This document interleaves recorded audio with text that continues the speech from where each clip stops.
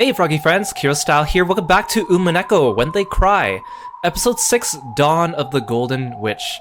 Welcome everyone, thank you for coming to the stream. Hey Kieran, congratulations on being first. Hey CB, Sunflower, Hakaze, Aru, good to see you all. I appreciate you all stopping by.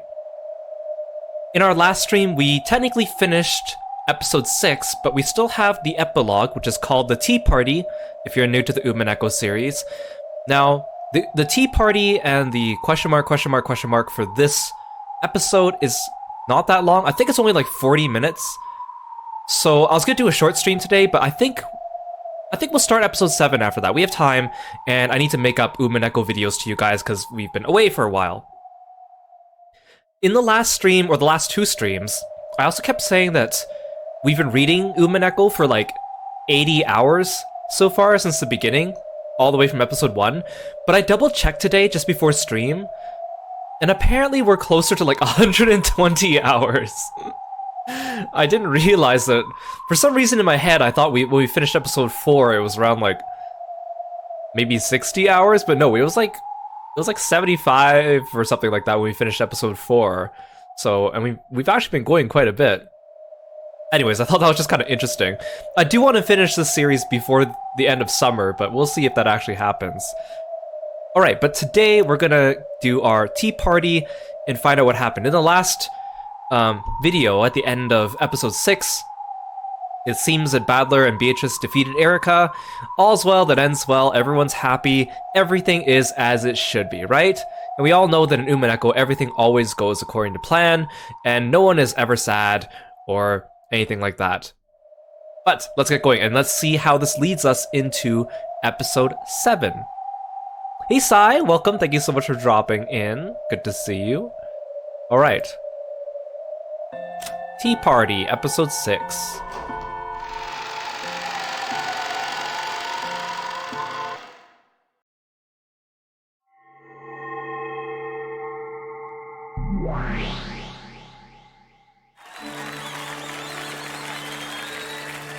Then let the pair exchange their rings. Bito took Badler's hand and put a ring with the seal of the one-winged eagle on his finger. Are you sure? You already are the Territory Lord, so this ring belongs to you, Badler-san. You're really sure? At this rate, the world you created and the tale. Yes, I created this tale because I wish to be with you. That means the purpose of this world has been fulfilled. So from now on, I want you to write it. The continuing tale of you and me.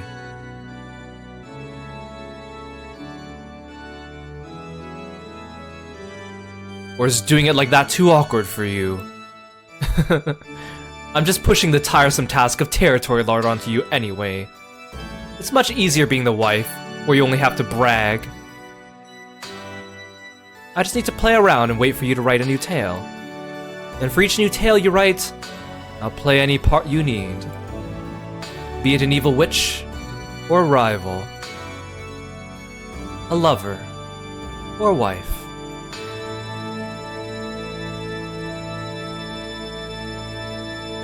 My tales are pretty intense. You'll be busy from dawn until dusk. Indeed. Bring it on. Ito's hand relinquished the ring of the Territory Lord. From Badler, she received a silver ring with a crest that could only be worn by the wife of the Territory Lord.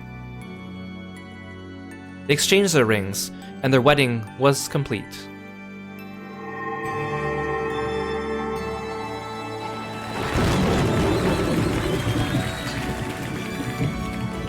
Then the pair turned around, faced the packed crowd of guests, and raised their rings high. A thunderous applause rang out for them.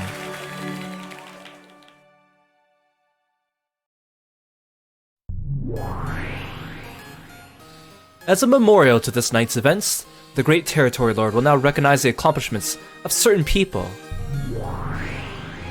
Let those called come forward. At Badler's nod, Bito read the name of the first guest to be recognized. Canon, come forward. Canon-kun! A girl goat pushed her way through the crowd, took off her mask, and yelled.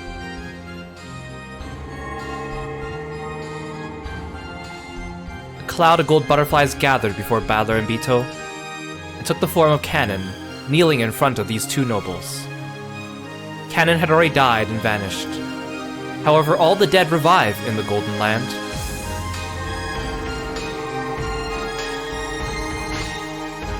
Canon, right here. When my husband was locked up and in danger, you rescued him and displayed your capability for self-sacrifice by choosing to remain in that internal prison in his place. Such devotion is deserving of an award. Therefore, we will allow for your resurrection, as well as your continued service.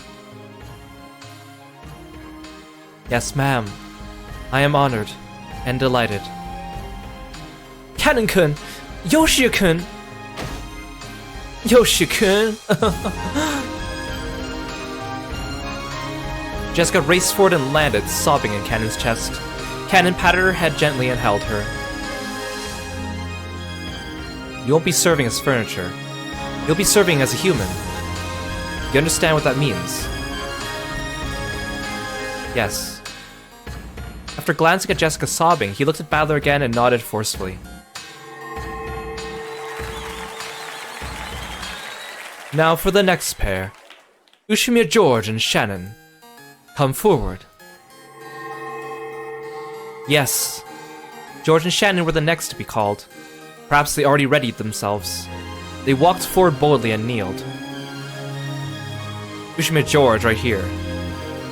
Shannon right here. You two withstood Zephyr and Furfur's trials until the very end. Your great achievements in affection, determination, and nobility were exemplary and deserving of an award. Therefore, your marriage certificate has been issued with the Territory Lord's signature. We are honored and delighted. No one will be allowed to object to this certificate. Let the families of those recognized bless their union with all their hearts. And so, now there's nothing stopping these two. Let's all throw rice at them and celebrate. Hey, congrats, you two. When the Territory Lord clapped his hands in celebration, it spread throughout the entire cathedral. Then a group of goats in the front line of the crowd took their masks off one by one. Listen up, okay? I'll never forgive you if you make too much salty miso soup. And George is getting a little overweight, so go easy on the sugar. George, when a man gets married, he's got to treasure his wife even more than his parents. No matter what your mother says, you make sure you protect Shannon-chan. Yes, of course. George-san. Anyway, George needs at least 7 hours of sleep. I'll never forgive you if you let him stay up late. And don't forget that washing his back and cleaning his ears is also a wife's responsibilities.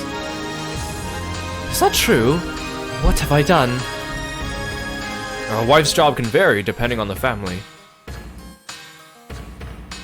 Rudolph-san, have you been treasuring your wife? Of course! Why would you doubt that?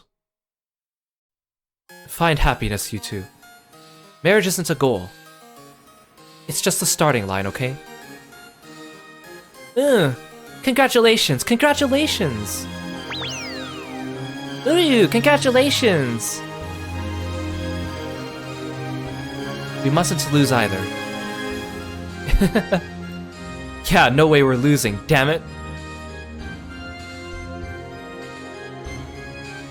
All the Ushimiya family, all the servants, and all the spirits and demons in attendance celebrate the honorees with an even greater applause.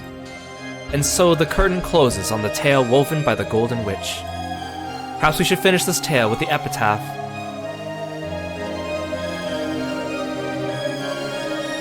The following is the passage of the Golden Land from the epitaph of the Golden Witch. The witch shall praise the wise and bestow 4 treasures. One shall be all the gold from the Golden Land. One shall be the resurrection of all the dead souls. One shall be the resurrection of love that was lost. One shall be to put the witch to sleep for all time. Sleep peacefully, my beloved witch, Beatrice.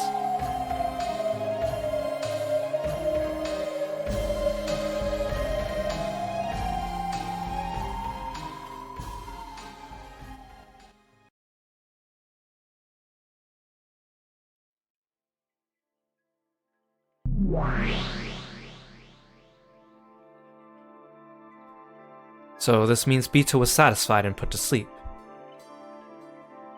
That interpretation is probably accurate.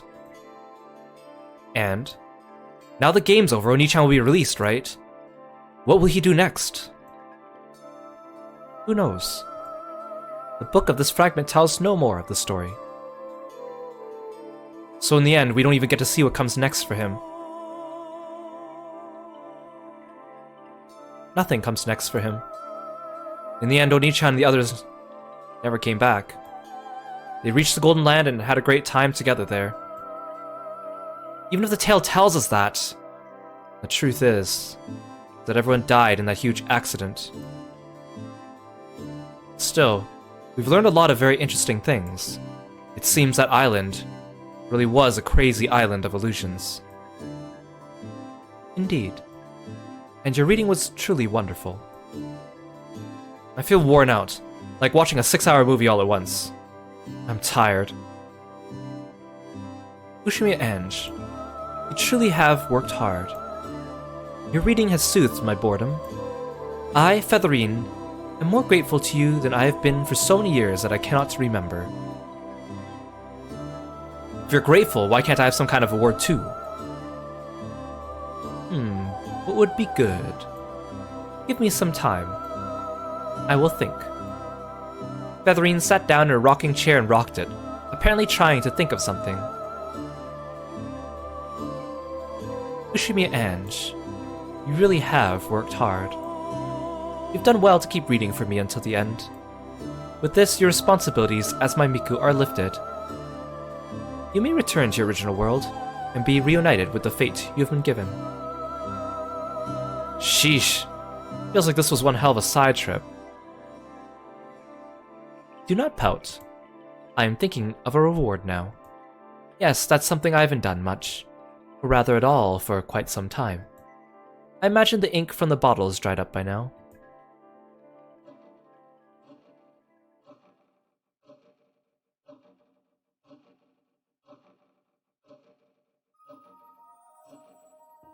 Even after the tale ended, Ange and Hachijo's debate over it continued for quite some time. It had been very serious and fiery. Ange had acknowledged that this tale was no crazy literary work, but a new message bottle, which had drifted here once more from the Rokonjima of 12 years previous. To tell her of one truth. And it seemed as though she had found her own interpretation of the truth she thought the tale was trying to tell. Of course, that was only one truth, and it did not mean an end to her journey. However, maybe it can be viewed this way. It wasn't sufficient to fill the 12-year gap in her heart. However, at that moment, just enjoying the feeling along with the bitter coffee Hachijo had made was enough. Hey Relix, welcome to the stream. Thank you so much for stopping by. Thank you for reading until the end. And thank you for your thoughts and opinions. I'm sure the very first Endless Witch is happy. Wow, so you could bring yourself to say stuff like that. If you just talk like that from the beginning, you'd have tons more fans. I'm merely praising the wonderful reader that you most certainly are.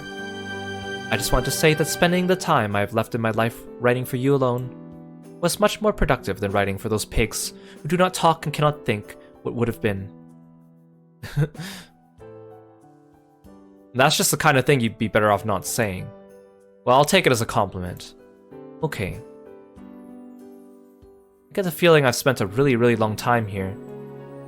Feels as though I spent a major fraction of my life here. Though it should feel uncomfortable sitting here on a sofa in someone else's house. For some strange reason, it feels as familiar as my own home. However, the clock says it's only been about 2 or 3 hours since I met her. My sense of time feels very strange. Your friend seems to be taking his time. It must be a long phone call. It's creepy for a guy to talk that long on the phone. He said he was going to make a scheduled report to Okanogi-san, didn't he?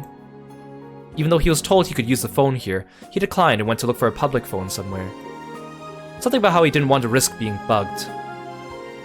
He's a moron. I'll let him do what he wants. Is the nearest public phone far? If you go out onto the street, there's a store on the corner a short ways down. Then I'll be on my way.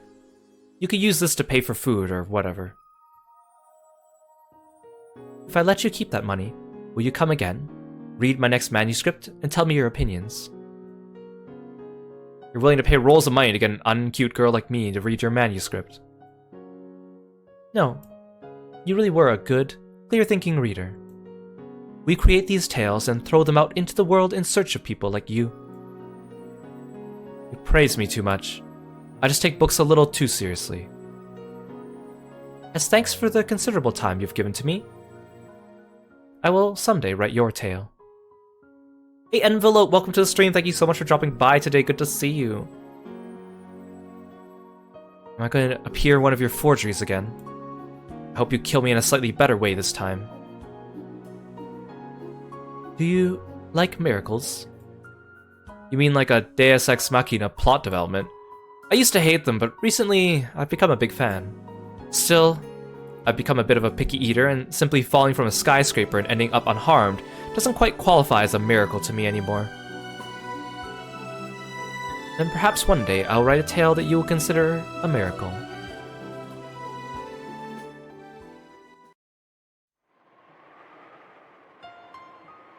I'm really sorry for barging in all of a sudden and saying all kinds of mean things. No, it was a worthwhile conversation. I wonder if my head editor will set up a meeting between the two of us.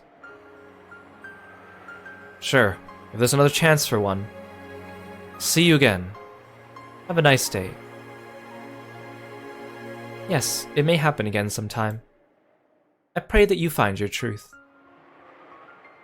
Thank you. If you ever do reach a truth of your own, please try making that a tale as well someday. You want me to become one of you witches? I wonder. I'm bad at writing. A good reader isn't necessarily a good writer, you know. Ah, quite true. I myself can never read anything written by anyone else. Sheesh. Then I'm off. After this, I'll probably never see you again.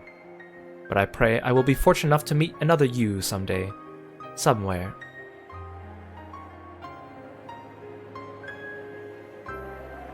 Can I ask one last question? Go ahead. That featherine witch who appeared within the tale, that's you, right? It may be presumptuous to say it, but that was my intention. This might be a strange question, but are you feathering, or is feathering you? Well now, what might you be talking about? That mysterious woman was mysterious to the last, and so the day of which I have no memories ended, and on the following day, I would take a boat to Nijima. I'll probably never meet her again. However, that just means that I won't meet her, so some other me might meet her somewhere down the road. Alright, so in this timeline, Ange has not gone to Nijima yet. This is like on her way there. Supposedly. I don't really understand completely Ange's timeline, because it doesn't really follow regular chronology. Just as I have reached several truths, they must also want to reach the truth. So long, Featherine. If you ever write a decent story, please call me again. If I'm free, I might drop by.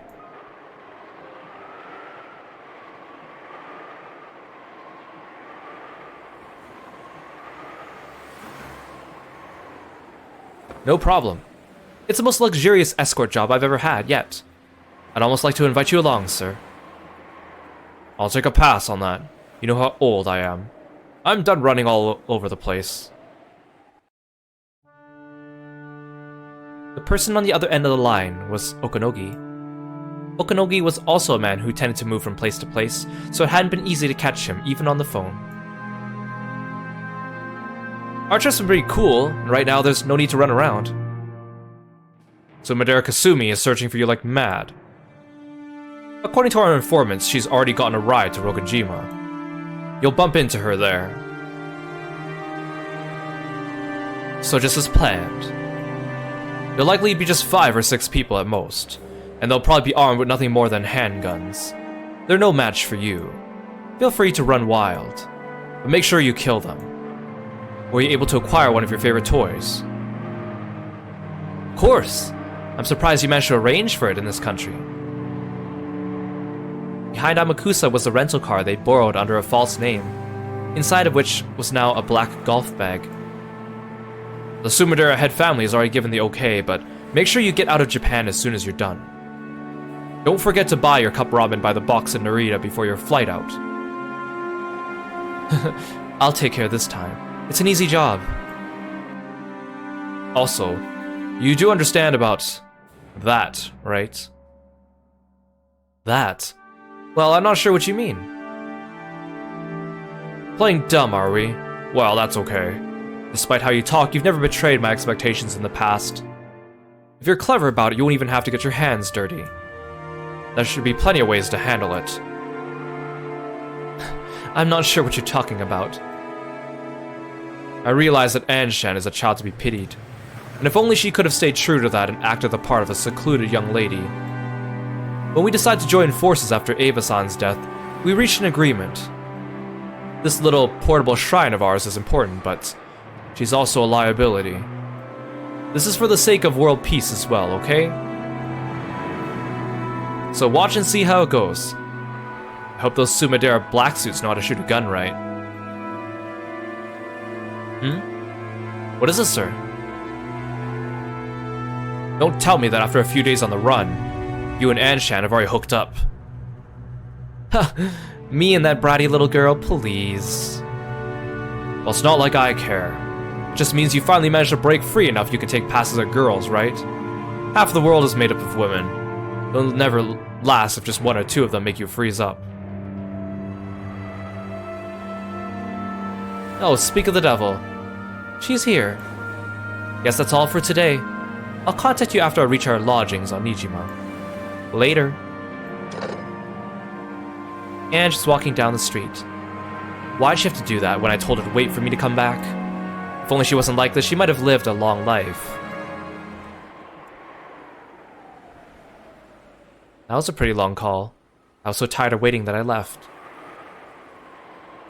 Sorry about that. How was it for you, lady? Did you learn anything interesting?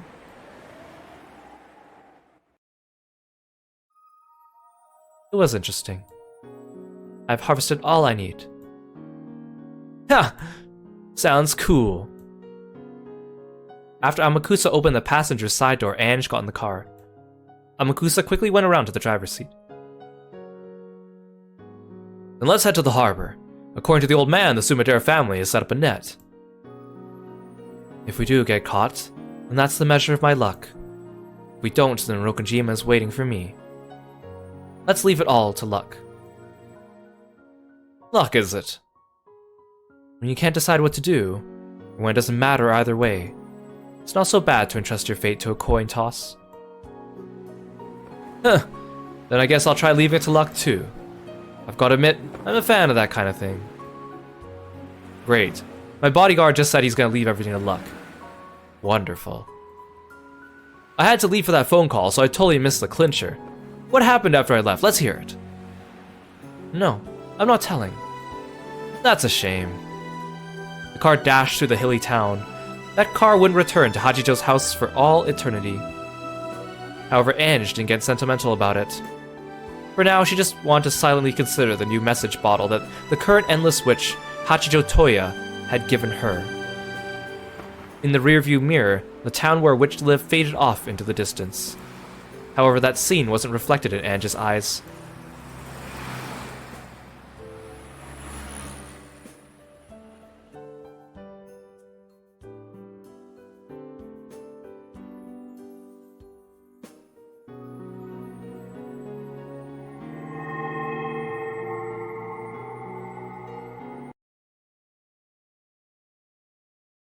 So that was kind of interesting. Seems like Badler and Beatrice and everyone else got their happy ending in the Golden Land. and just still on her journey, but Amakusa seems to be up to something a little fishy. And remember, this apparently takes place before they get to Rogenjima and confront Kasumi. But again, I don't really know if this is like a separate timeline or if it's like the same timeline. Hey Ash, welcome to the stream. Thank you so much for stopping by. Good to see you. Good to see you. But we're not done episode 6 just yet. We still have the question mark, the tea party of those who are not human. Let's see what happens here that leads us into episode 7, because it seems like everything is wrapped up nice and tidy, correct?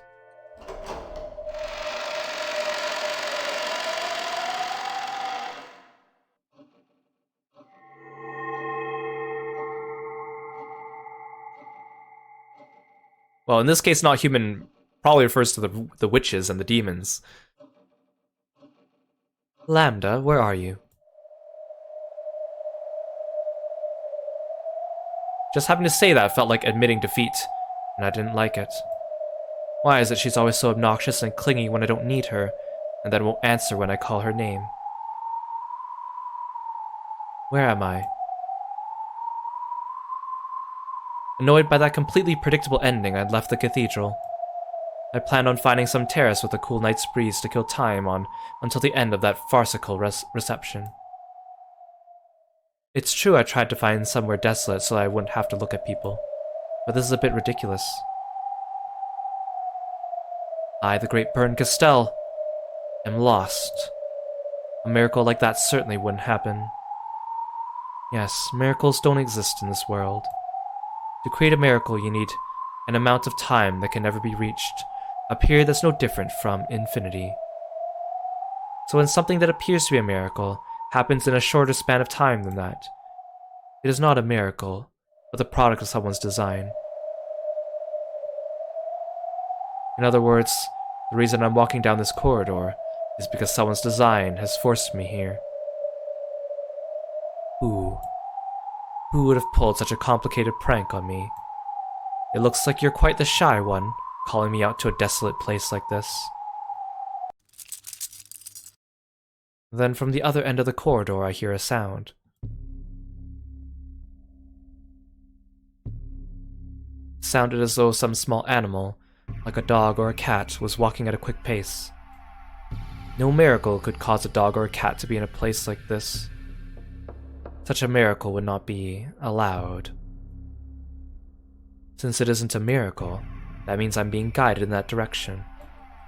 Very well. This might be some new theme to keep me entertained. If there's some joke of Lambda's, I'll cover her whole body with honey using my tongue as a reward. Ew. Burn, you weird. And then I'll stick parasol chocolates into her eyes and tell her never to do it again. In the direction the noise had come from, it was not only dim, but shrouded in complete darkness. However, I could sense something in that darkness. There were 2 emerald green glints, probably cat eyes. Oh, thanks for calling Kirby, Aru. The eyes of a black cat that peered through the darkness. Are you the one who called me here? Or are you just the messenger?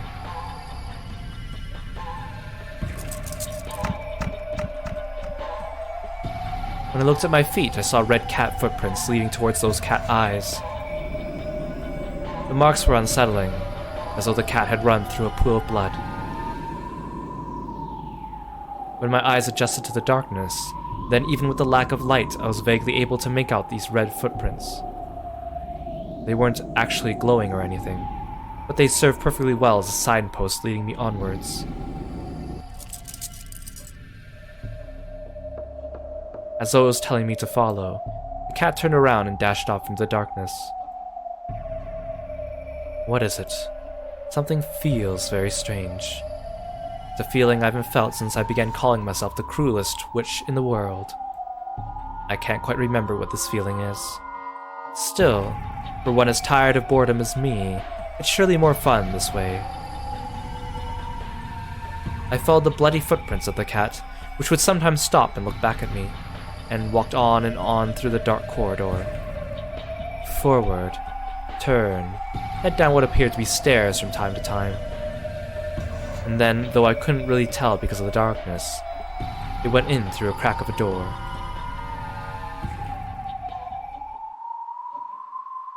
Here.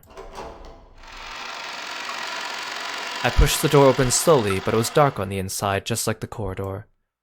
However, the air and the slight change in the echoes made by the footsteps told me this was a room, not a corridor. The sounds of the cat's footsteps were gone. However, the bloody footprints remained. On the other side of some sort of wooden screen, under what looked like a small spotlight, there was that same black cat gobbling down some blood-stained pet food. I see. So this is its reward for bringing me here. Cat, sorry to bother you during your meal, but I'd like you to summon your master. That is, unless you're actually the one who summoned me. Talking to it didn't cause it to turn around. Well, I guess it is an animal eating its food. If I kick it away, it'll probably run off to its owner.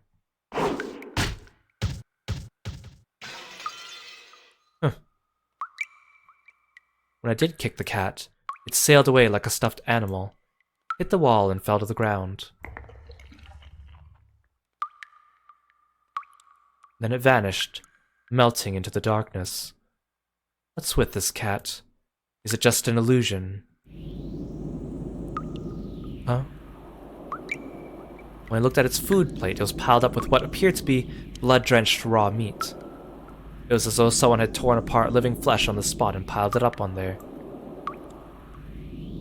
Come on, what's with the creepy reception? That was a mean thing to do. Kicking it. The instant I heard that voice, the hairs on the back of my neck stood on end. Then the surrounding area finally brightened. However, Kirostyle already guessed where this was before it grew bright.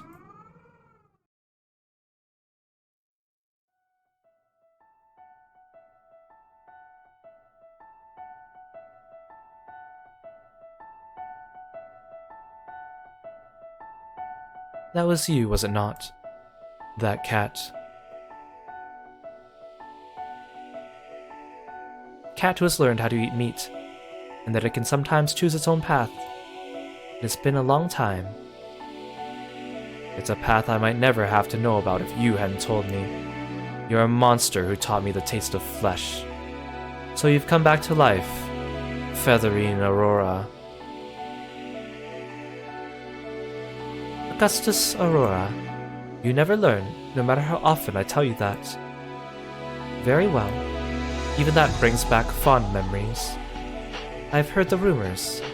It seems you have taken the name Kirostyle, Witch of Miracles, and have been playing a far from praiseworthy fragment game.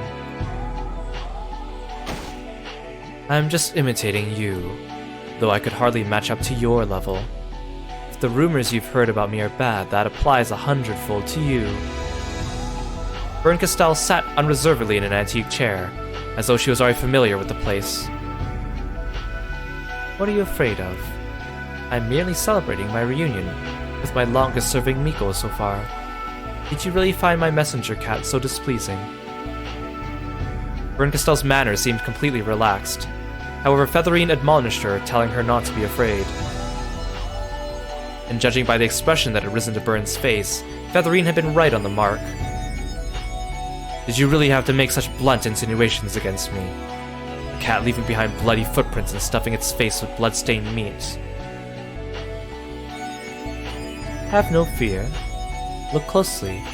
Do you see any cat stuffing its face with meat? I just gave it a plate of biscuits as a reward for coming to get you.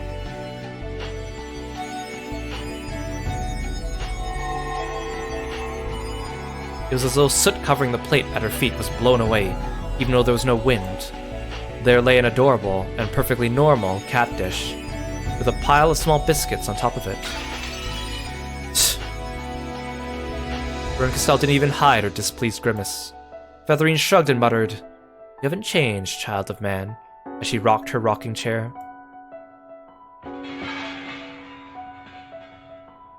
I see you're as unpleasant as ever, but I'm happy now. Imitating you has really been far from boring. Scold me as you please. It is the parting gift I gave you when we last met. You liked rude Mikos because they kept you entertained, right? Ridiculous. If talking will only please you, I'll shut up. So what do you want with me? It seems Beatrice's game has ended with Battler's victory. I observed it. It was quite entertaining. I'm sure you like seeing me fail miserably. Nonsense. It was a splendid performance. I'm sure Bito is very grateful to you.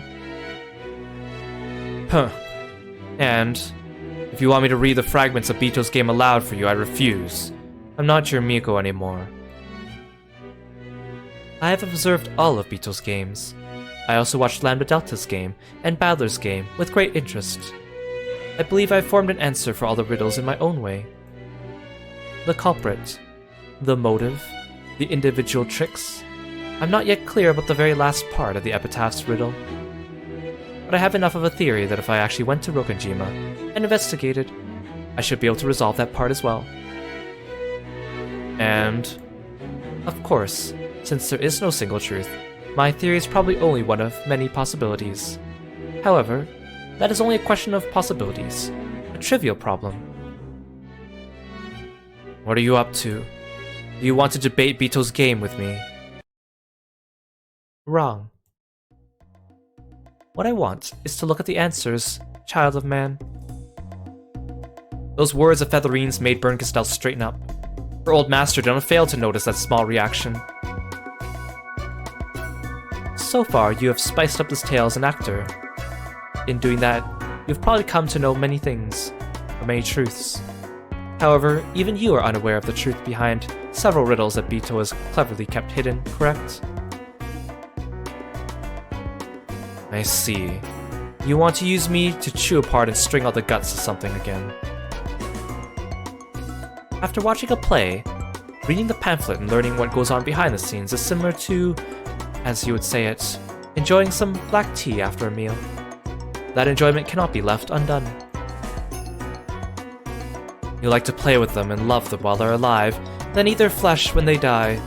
So cats are doubly useful to you. Just die, monster.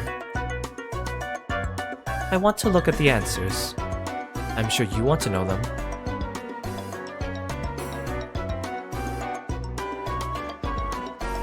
Think of it as burial for Bito's corpse, while you are in charge of the service. What do you say to that, child of man? Now you're starting to speak my language. When Featherine snapped her fingers, a thin spotlight appeared on the table, which was covered with cluttered books. There lay a folded version of the game board for Bito's game. The Witch of Theater going spun her finger in a circle and the game board opened up by itself, showing the black and white pieces lined up all inside it. The game board and all the pieces are gathered here. The records for the previous games are all present as well. With a rustling sound, the book flipped through all its pages of its own accord, front to back, shut itself and flew to the side of the game board where it waited. Inside, all the movements of the pieces during the previous games were recorded. I see. So you were short a player and a commentator. We're also short on black tea. Similarly with dried plums. Of course, I will find some. Okay. If you add on some mustard rice cakes, then we have a deal. The negotiations are concluded. I have one condition. Oh, and what is that? I'm going to be the reader, okay? I have no love, so a few things might be interpreted in an odd way. However, the reader is free to read things in a manner and with an intonation of her choosing. I only want to check the answers. I don't particularly care about the tale itself. I'm not deeply interested in what sort of tale you'll create. Ah yes, now I see what you're after. Will you accept that condition? Very well. I want to know the answer. You have your grudge to worry about. The negotiations are concluded. With Featherine snapped her fingers once more, a large chair appeared, as though beckoning Bernkastel to sit there. It was a throne, horribly mismatched with the furnishings of this room.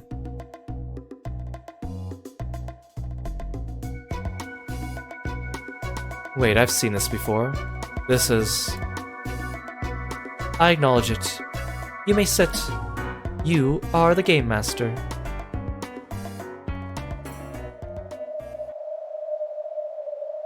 Are you sure? Are you really sure? You can create whatever sort of tale you like to satisfy your grudge. I'm not interested. However, I have one condition as well. Answer all of the questions I ask. Absolutely no keeping secrets, hiding or dodging the issues. Leave it to me. Tearing up guts and dragging them out is my specialty.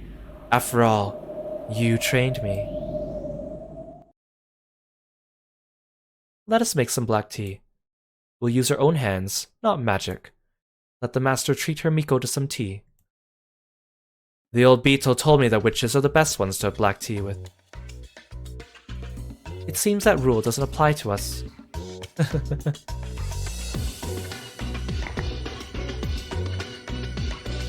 At some point, that dish piled with biscuits had once again been covered with a mountain of torn apart meat and a splatter of red. No, not just meat, even the bowels. Black tea is best enjoyed with your fellow monsters.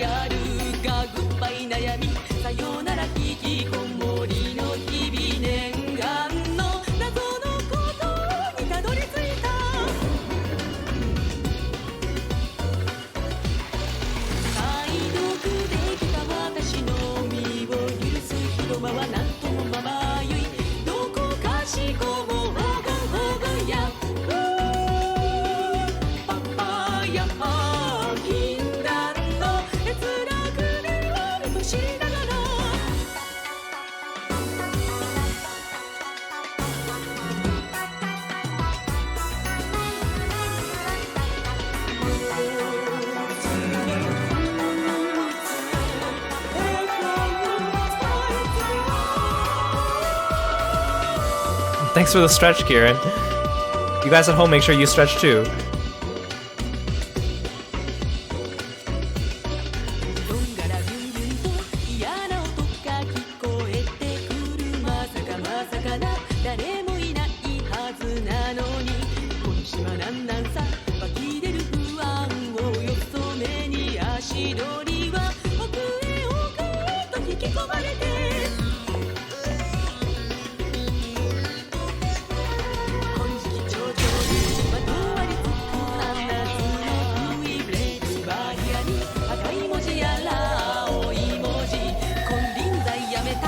In that case, let's get the pieces ready. If we keep up the count, that'll be game 7, right? Indeed. A fortuitous number. But not for Vito, right? Kirostyle slowly picked up a black piece. It was the piece that represented Beatrice. It was sometimes a king, sometimes a queen, and could become a knight. However, that was only if it got promoted. Until then, it was only a trash piece, like a pawn. First comes the placing of the pieces. By this point, the witch's game has already begun. Kirostyle took Vito's piece and raised it high. First move, placement. Beatrice on D8.